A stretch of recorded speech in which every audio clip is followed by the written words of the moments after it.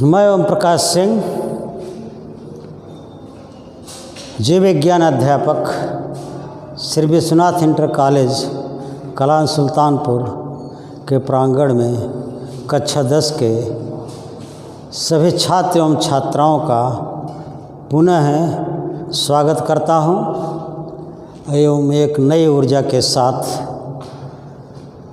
जैव प्रक्रम के रुधिर परिवहन के शेष भाग की जानकारी देने जा रहा हूं। जैसा कि पिछले वीडियो में रुधिर की रचना और हृदय की क्रियाविधि की जानकारी आपको हमने दिया है, आज आपको हम यह बताने जा रहे हैं कि रुधिर का कार्य क्या है। आप जानते हो कि हमारे शरीर में रुधिर ही वह माध्यम है जो विभिन्न प्रकार के पदार्थों को एक स्थान से दूसरे स्थान तक पहुंचाने का कार्य करता है। तो रुधिर के कार्य में आप समझो कि नंबर 1 है भोज्य पदार्थों का परिवहन, नंबर 2 है उत्सर्जी पदार्थ यूरिया का परिवहन, नंबर 3 है शरीर का ताप स्थिर बनाए रखना, नंबर 4 है ऑक्सीजन तथा कार्बन डाइऑक्साइड गैस का परिवहन अर्थात फेफड़े से माइटोकॉन्ड्रिया तक पहुंचाना। ऐसे ही अगला नंबर है शरीर में कहीं घाव होने पर रुधिर को जमने में या थक्का बनने में सहायता करना। तो बच्चों, ये सब रुधिर के कार्य हैं और इन्हीं कार्यों के द्वारा ही हमारा शरीर सदैव स्वस्थ रहता है। आगे हम देखते हैं कि हमारे शरीर में बहने वाला रुधिर जो होता है उसका रक्तचाप क्या होता है। तो आप समझो कि शरीर में बहने वाले रुधिर का रक्तचाप 2 भागों में विभाजित किया गया है, जिसे उच्च रक्तचाप और निम्न रक्तचाप अर्थात high blood pressure and low blood pressure कहते हैं। हाई ब्लड प्रेशर 120 mm होता है, लो ब्लड प्रेशर 80 mm होता है, जिसको नापने के लिए स्फिग्मो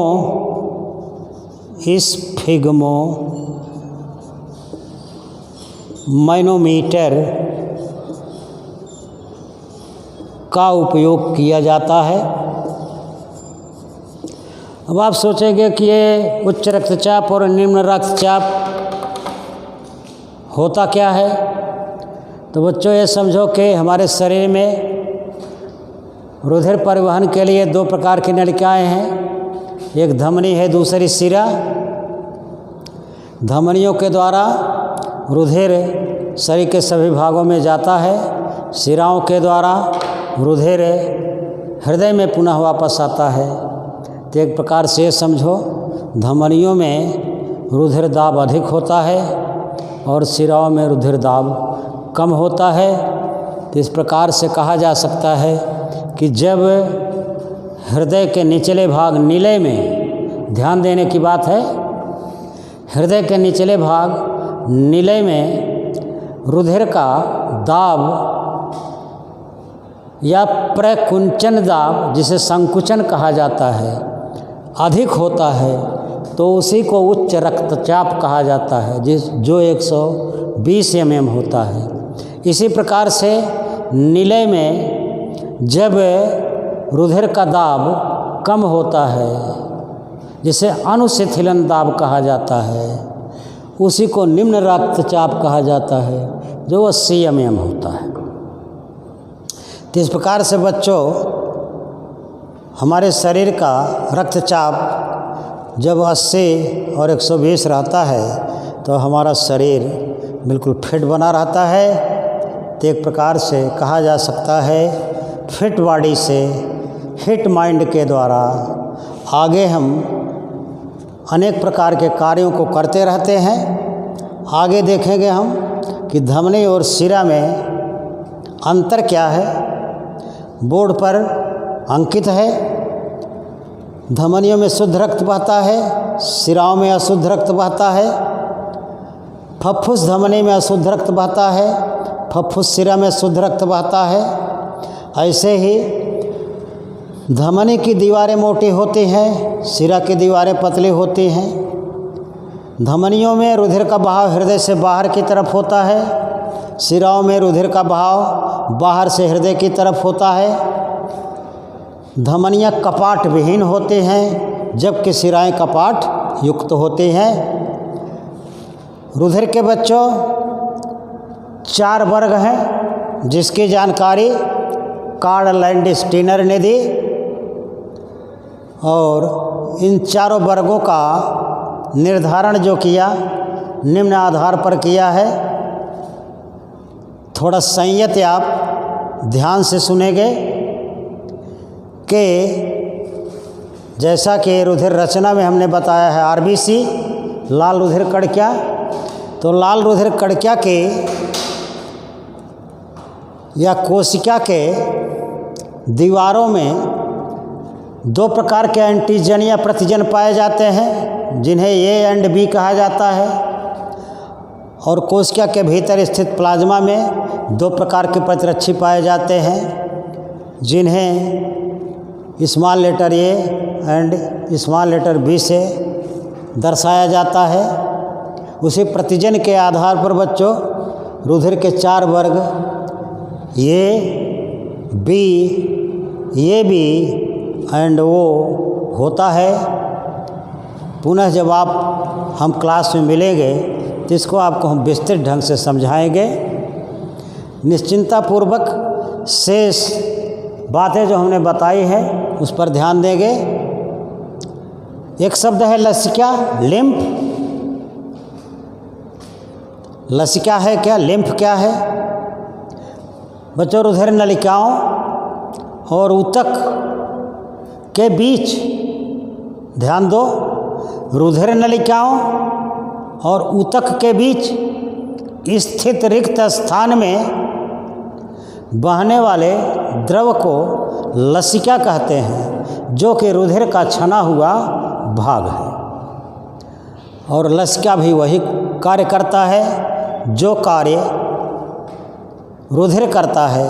अंतर केवल यह होता है कि रुधिर के द्वारा श्वसन क्रिया संपन्न होती है क्योंकि उसमें आरबीसी पाई जाती है, जबकि लसिका में आरबीसी नहीं पाई जाती है। इसी कारण लसिका के द्वारा श्वसन क्रिया का संचालन नहीं हो पाता है। इस प्रकार से बच्चों मानव में रुधिर परिवहन की क्रिया संपन्न होती है। आइए आगे अब हम आप देखें कि पौधों में परिवहन क्रिया किस प्रकार संपन्न होती है। जैसा कि बोर्ड पर चित्र अंकित है जिसमें आप देख रहे हैं, ये मूल रोम है। मूल रोम का मतलब बच्चों ये होता है, मूल माने जड़, जड़ से निकलने वाले पतले पतले रोम को मूल रोम कहते हैं, जो मिट्टी में पाए जाते हैं। यहाँ दर्शाया गया है मिट्टी के अणु, मूल रोम, और मिट्टी के अणुओं के बीच जल के और खनिज लवण की मात्रा होती है जिसे केशिका जल कहते हैं।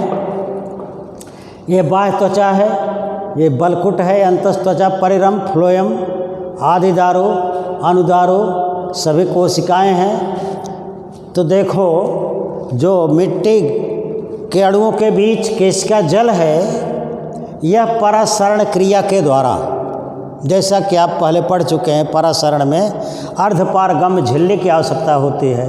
तो मूल रोम की यह दीवार जो अर्धपारगम्य झिल्ली का कार्य करती है, इस कारण परासरण क्रिया प्रारंभ हो जाती है। परासरण क्रिया का अर्थ होता है कि किसी पदार्थ का कम सांद्रण से अधिक सांद्रण की तरफ जाना। तो मूल रोम में बच्चों खनिज लवण का सांद्रण अधिक होता है, मिट्टी में उपस्थित केशिका जल का सांद्रण कम होता है, इसलिए केशिका जल सदैव मूल रोम में प्रवेश करता रहता है और यह बलकुट कोशिकाओं से होता हुआ अंतस्त्वचा परिरंभ फ्लोएम जाइलम कोशिकाओं में सदैव प्रवेश करता रहता है। और ये जाइलम कोशिकाएं जड़ से लेकर तने में, तने से लेकर के शाखाओं में, शाखाओं से लेकर पत्तियों तक विद्यमान होती हैं। तो इस प्रकार से मूल रोम द्वारा जल व खनिज लवण अवशोषण की क्रिया सदैव चलती रहती है। आइए आगे अब हम देखते हैं परिवहन के अंतर्गत वाष्पोत्सर्जन क्या है, रसारोहण क्या है। वाष्पोत्सर्जन, वाष्पधन उत्सर्जन पौधों में उपस्थित जल की अधिक मात्रा का पत्तियों में स्थित रंध्रों के द्वारा वाष्प के रूप में बाहर निकलने को वाष्पोत्सर्जन कहते हैं। पुनः ध्यान से सुनेंगे। पौधों में उपस्थित जल की अधिक मात्रा का पत्तियों में स्थित रंध्रों के द्वारा वाष्प के रूप में बाहर निकलने को वाष्पोत्सर्जन कहा जाता है। वाष्पोत्सर्जन क्रिया रसारोहण क्रिया में सहायक होती है। अब आप सोचेंगे ये रसारोहण क्या है? रसधन आरोहण। रस एक प्रकार का पदार्थ तरल है, आरोहण माने ऊपर चढ़ना। इस तरल पदार्थ के ऊपर चढ़ने की क्रिया को रसारोहण कहा जाता है। जैसा कि अभी पहले आप जान चुके हैं, मूल रोमों द्वारा जल व खनिज लवण का अवशोषण होता है, जड़ में पहुंचता है। वही जल व खनिज लवण तने की जाइलम नलिकाओं के द्वारा ऊपर चढ़ता जाता है, जिसे कहा जाता है रसारोहण, जिसके बारे में डिक्सन तथा जाली ने अपना मत प्रस्तुत किया, जिसे कहा जाता है डिक्सन तथा जाली का सहसंजनवाद।